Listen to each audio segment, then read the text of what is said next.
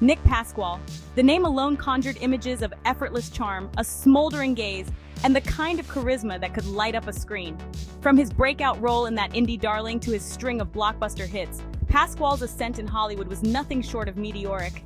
He was the boy next door with a mischievous glint in his eye, the heartthrob who could make audiences swoon with a single, perfectly delivered line. Pasqual's carefully cultivated persona extended beyond the silver screen. He was a fixture at charity galas, his smile as dazzling as the flashbulbs that followed his every move.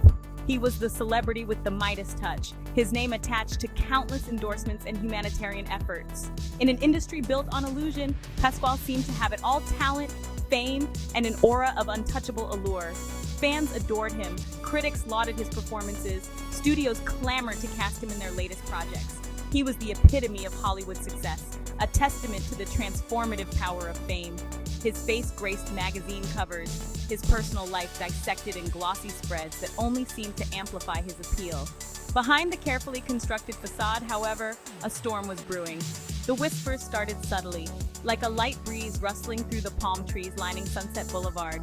There were murmurs of a fiery temper, of clashes with directors and co-stars. Yet these whispers were quickly silenced, drowned out by the deafening roar of Pasqual's ever-growing fan base and the industry machine that protected its golden boy.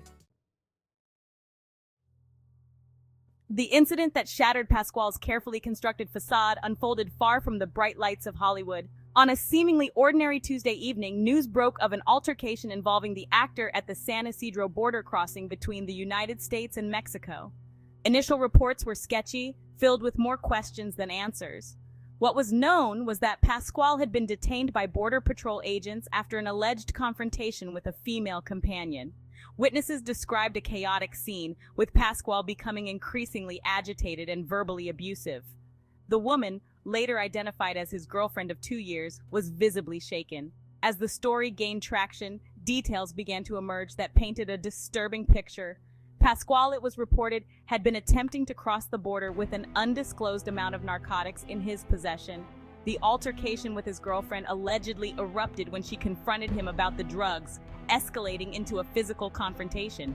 The arrest sent shockwaves through Hollywood and beyond. Social media exploded with reactions, ranging from disbelief and shock to condemnation and calls for his immediate cancellation. The image of Pasqual, handcuffed and disheveled, stood in stark contrast to the carefully curated image of charm and sophistication he had cultivated for so long. The incident at the border had ripped away the veil of celebrity, exposing a darker, more troubling side to the golden boy. The arrest at the border crossing was not Pasqual's first brush with controversy. Whispers of a volatile temper and a history of substance abuse had long circulated in Hollywood circles. There were rumors of destroyed hotel rooms, on-set outbursts, and whispers of a darker side that the actor tried desperately to keep hidden. Several years prior, an ex-girlfriend, an aspiring actress named Sarah Miller, had accused Pasqual of emotional and physical abuse during their relationship. She alleged that he had been controlling and possessive, prone to fits of jealous rage. Miller claimed that Pasqual had physically assaulted her on multiple occasions, leaving her with bruises and emotional scars. At the time, the allegations were met with a mix of skepticism and indifference. Pasqual was a rising star, his charm and charisma seemingly capable of disarming even the harshest critics. Miller, on the other hand, was an unknown, aspiring actress, her claims easily dismissed as the bitter accusations of a scorned lover. Pasqual vehemently denied the allegations, his powerful publicist working tirelessly to discredit Miller and paint her as an opportunistic liar seeking fame and a hefty settlement. The media, eager to appease the powerful studios backing Pasqual's films, largely echoed this narrative. Miller, facing an army of lawyers and a relentless smear campaign, eventually dropped the charges and disappeared from the public eye. The arrest at the border, however, proved impossible to ignore.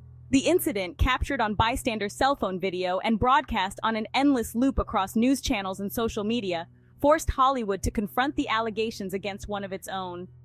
Studios, once quick to defend Pasqual, distanced themselves swiftly, canceling projects and pulling down billboards featuring his face. The silence that had greeted Sarah Miller's accusations years earlier was now shattered by a chorus of voices demanding accountability. Other women, emboldened by the public scrutiny of Pasqual's behavior, came forward with their own stories of harassment, manipulation, and abuse at the hands of the once untouchable star. The industry, so quick to protect its own, was now facing a reckoning. The Pasqual scandal became emblematic of a much larger and deeply ingrained issue in Hollywood: the systemic abuse of power and the silencing of women who dared to speak out. It forced a long overdue conversation about the culture of complicity that had allowed predators to thrive, shielded by their fame and the unwavering support of a system that prioritized profit over people. The fallout from the arrest was swift and brutal. Pasqual's career, once considered unstoppable, came to a grinding halt. Endorsement deals were canceled, his upcoming projects put on indefinite hold. He became a pariah, his face plastered across tabloids, no longer as a heartthrob, but as a cautionary tale of unchecked fame and the corrosive nature of power.